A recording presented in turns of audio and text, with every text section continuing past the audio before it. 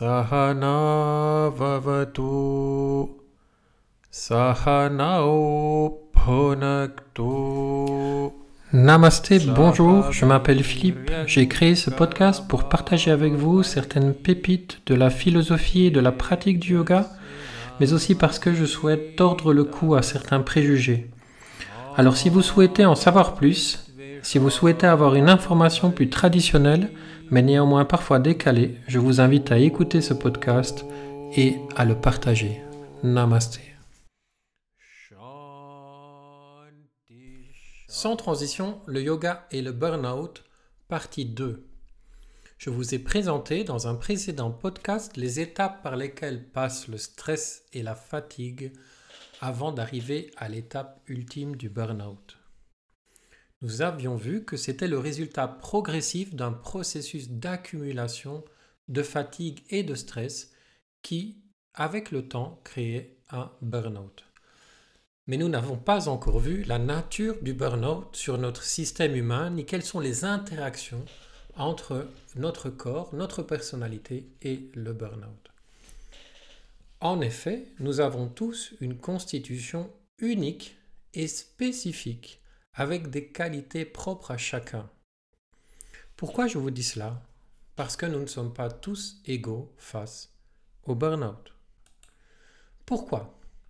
Il y a 3 grands types de personnalités dans le yoga et l'ayurveda.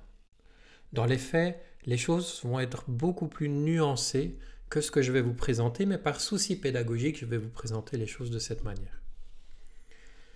Tout d'abord, il y a les personnes dites vata, dont voici quelques caractéristiques essentielles.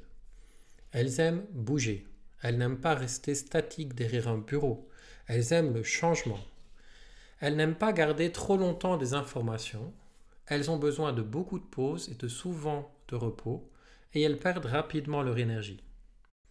Ces personnes peuvent être plus sensibles au burn-out si elles doivent rester longtemps dans un bureau sans bouger, si on leur demande des travaux peu diversifiés et des projets à trop long terme. Ce type de personnalité sera très encline au burn-out dans un monde compétitif lié à un travail dans un cabinet d'architecte, d'avocat ou dans une administration, entre autres exemples. Par contre, elles peuvent s'épanouir dans un métier demandant de longs trajets, des voyages, des journées très diversifiées, à condition de pouvoir trouver une demi-heure pour se reposer à midi. Prenons maintenant l'exemple de personnalité kapha, dont voici quelques caractéristiques essentielles. Elles détestent le mouvement, elles sont plutôt lentes, elles ont une mémoire extraordinaire et sont plutôt enclines à pardonner et à laisser aller. Leur capacité de travail est énorme, mais elles préfèrent garder leur énergie pour elles.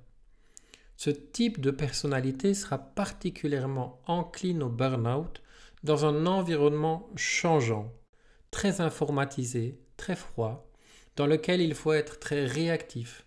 Le métier de trader, par exemple, ou d'urgentiste, dans lesquels il faut prendre des décisions rapides, efficaces.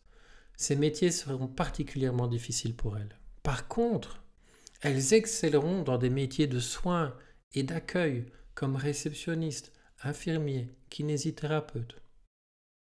Prenons maintenant l'exemple de personnes pitta, dont voici les caractéristiques essentielles. Elles sont très directes, elles aiment l'ordre, l'organisation, la création, l'analyse. Elles ne pourront s'épanouir dans un métier dans lequel il y a beaucoup de trajets ou dans lequel il faut sans cesse réconforter les gens. Par contre, elles feront d'excellents avocats, de très bons chefs de bureau ou même de généraux militaires.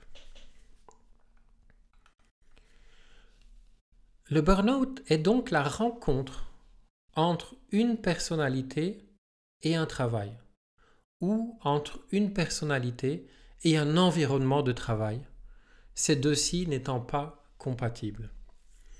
Et ceci est d'autant plus vrai qu'aujourd'hui, différents métiers sont soumis à des pressions administratives et financières qui changent la nature même du travail.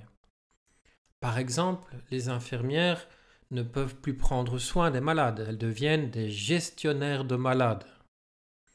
Les enseignants n'enseignent plus, ils deviennent des gratte-papier. Les décideurs sont des gestionnaires froids, calculateurs, et nous sommes tous un peu obligés aujourd'hui, dans cette logique capitaliste, de rentrer dans des cases qui ne nous correspondent pas ou qui ne nous correspondent plus.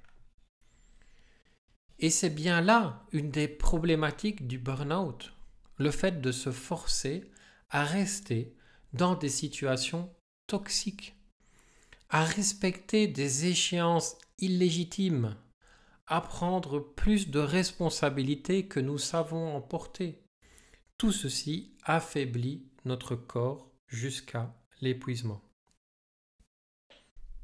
La pratique du yoga pourra aider une personne en burn-out dans un premier temps, en l'aidant à accepter la situation, en l'aidant à se reposer et à réapprendre à gérer son énergie en dehors de ce cadre toxique. Mais là où la pratique est vraiment profondément bénéfique, c'est dans la connaissance de soi. En effet, la personne qui pratique, tout d'abord, percevra les signaux négatifs émis par son corps et par ses émotions avant.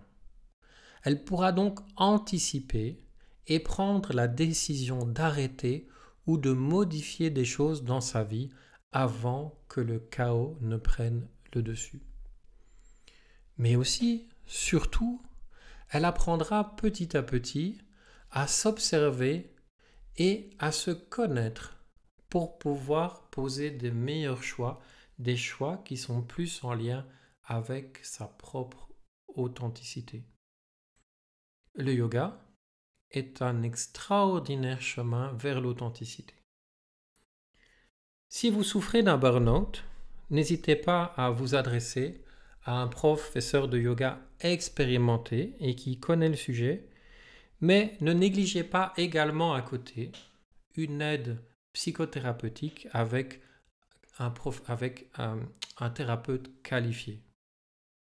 Si vous souhaitez en savoir plus, n'hésitez pas à consulter mon site mitra-yoga.be. Je vous remercie et à une prochaine rencontre. Namasté. Oh.